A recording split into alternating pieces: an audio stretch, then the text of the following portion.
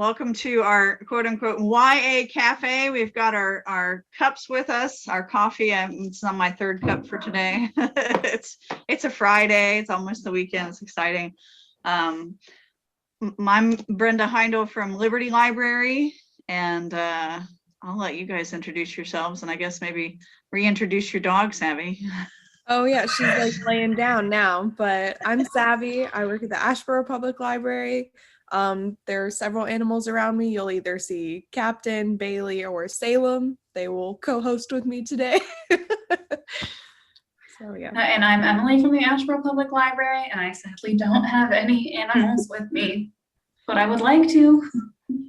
That would be fun to have animals at the library, right? Yeah. Could have library chickens. I saw a library goat on Facebook once. Oh, that's fascinating. Well, who wants to start? Today I brought Truly Devious by Maureen Johnson, and this is a murder mystery novel.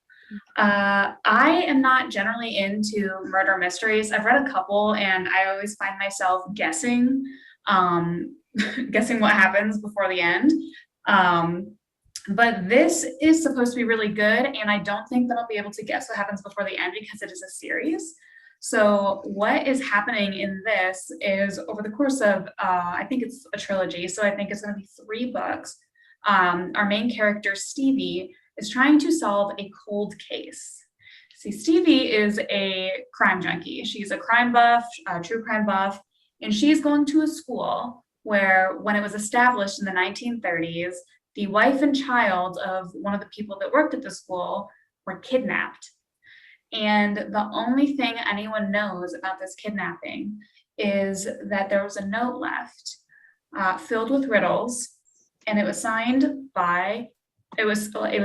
Truly Devious. So years later, like 70 years later, 80 years later, Stevie is going to this school, and being the true crime loving person that she is, she's like, I bet I could solve this cold case. And so she starts looking at the riddles and poking around all like the secret corridors and around doors she probably shouldn't be looking behind. And she makes new friends. But all this digging around sort of unearths something. And we all of a sudden see Truly Devious make a return. I don't want to spoil too much, but while she doesn't get to the bottom of the Truly Devious case in this book, she does manage to solve a few other mysteries along the way. So I'm excited to dive into this trilogy. I hope you guys will pick it up. And I have nothing else to add. Truly Devious by Maureen Johnson. It's like a great snippet where it's like, even though she doesn't solve this one mystery, she ends up solving these others in the wake, and it's like, oh, now I have to read that. Yeah. Do you know how many are in the series?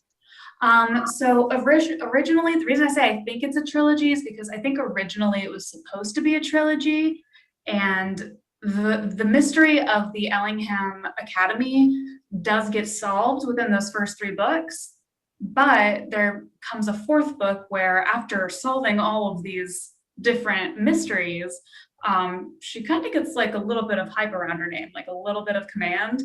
And so a 4th book comes out where she gets invited to a summer camp to solve something that's going on there.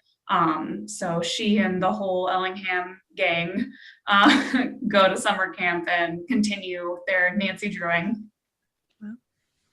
I was going to say, is this any connection to like bringing a Nancy Drew sort of aspect into the contemporary readership? I don't know for certain. I haven't really gotten that far. I've only read like half of the first chapter, to be completely honest. But for me, like thinking about back when I used to read Nancy Drew, it feels a lot like that, but a little bit older. If you like true crime, I just finished Sorry, I don't know if you guys heard that. I just finished Sadie by Courtney Summers. And let me tell you, I listened to it because it was for my class. And that audiobook is the best audiobook I have ever heard in my entire life. It's a full cast, but half of the book is like narration from this girl, Sadie, and the other half is a podcast.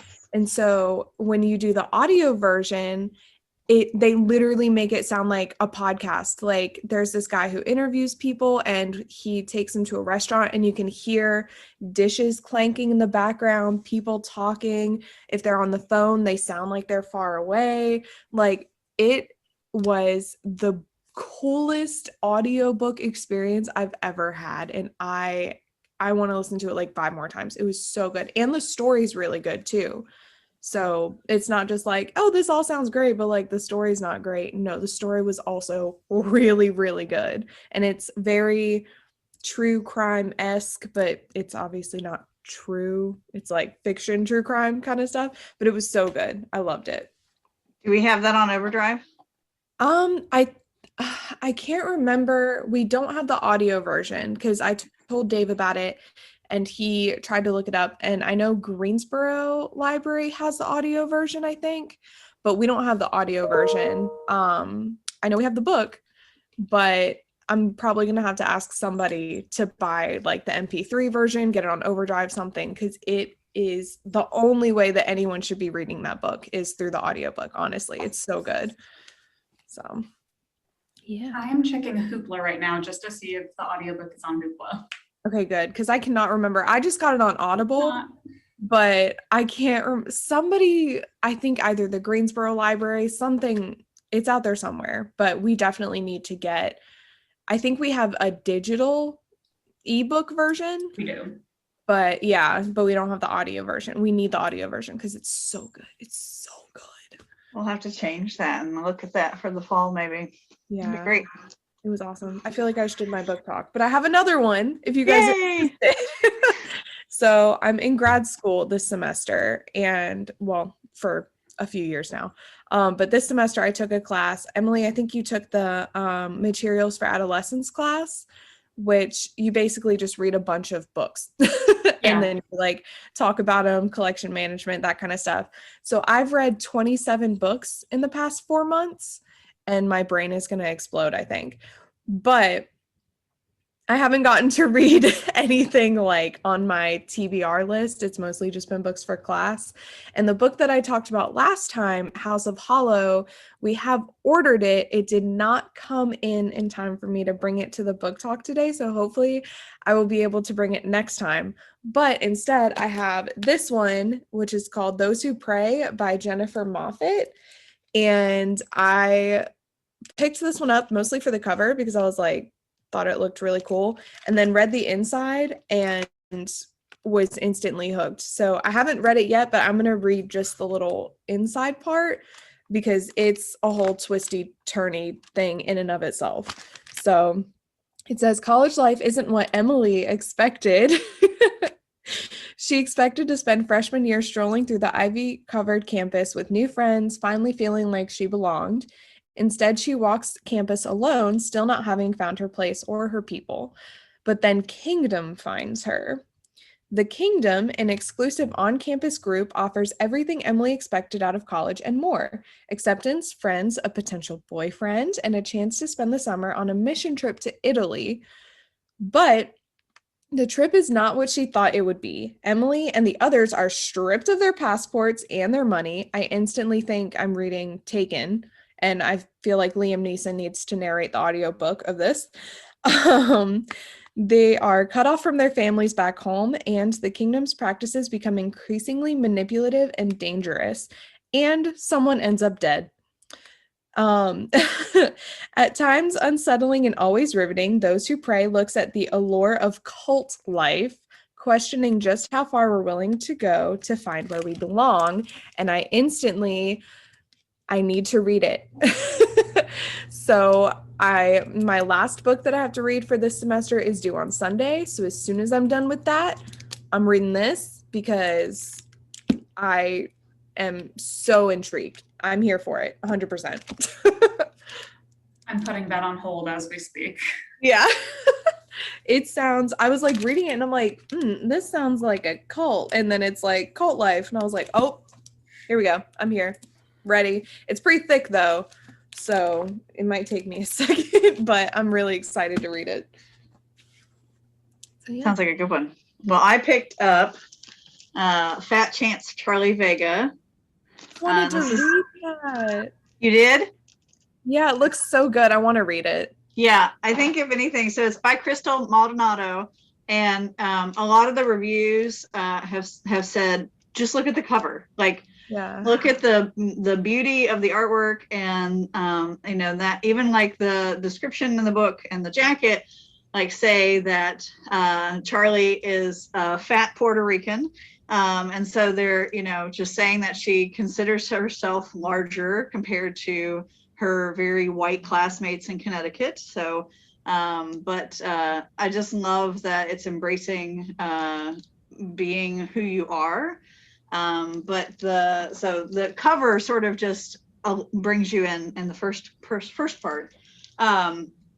But the book itself has so many different levels that makes me want to read it. I have not read it myself, but just the idea of owning and loving your own body, and sort of the Fat Chance is sort of a double play on thinking about her own body, and like her mother, I guess, obsessively diets and leaves diet shakes on her desk and all this different stuff. But she meets this boy in high school who takes an interest in her, and it's sort of her first love interest. But it turns out that her best friend was asked out by this boy before she was. So it becomes, yeah, Emily's face, like, do. So of course she's like, oh my gosh, does he really not actually like me? But what's interesting about her love interest is that he is Korean. So you have all these different cultures, but also that he comes from a family with two moms. So I love the different layers in the book, and a lot of the reviews and descriptions say that Maldonado does an amazing job of looking at culture and embracing not only the different backgrounds. So like, I guess at one point she goes to a family reunion and she's kind of given a hard time because she doesn't speak Spanish. So there's all different things about the cultural backgrounds in the families, and also that I love the idea that it really says that Maldonado embraces being a high schooler, and that you can almost feel the butterflies that she feels in her stomach when she has these firsts with Brian. So I love the idea that, you know, an author can really grasp that sickening feeling of being in high school again. I don't know if I want to relive that, but I do remember those things. So I think it's a really fun thing to think about, having that feeling and experiencing that with a character like Charlie Vega. And it's a little thicker. It's about 350 pages, but I wouldn't say that it's a dense read. It seems like it's a pretty fun read, as like a romp through high school, you know, maybe a reminder for some of us. But for 9th to 12th grade YA, I think it's a great recommendation for just finding somebody else who's probably experiencing a lot of the things that high schoolers are experiencing too. So that's my pick for this week. That's awesome. I really want to read that at some point. Yeah, and this is like certainly when things come in, like what catches my eye, and I'm like, that's the book that I want to talk about and look at. So thank you all for doing this, and I hope everybody enjoys the recommendations, and y'all have a good weekend. Yeah, you too. All right, thanks. Bye. Bye. Bye.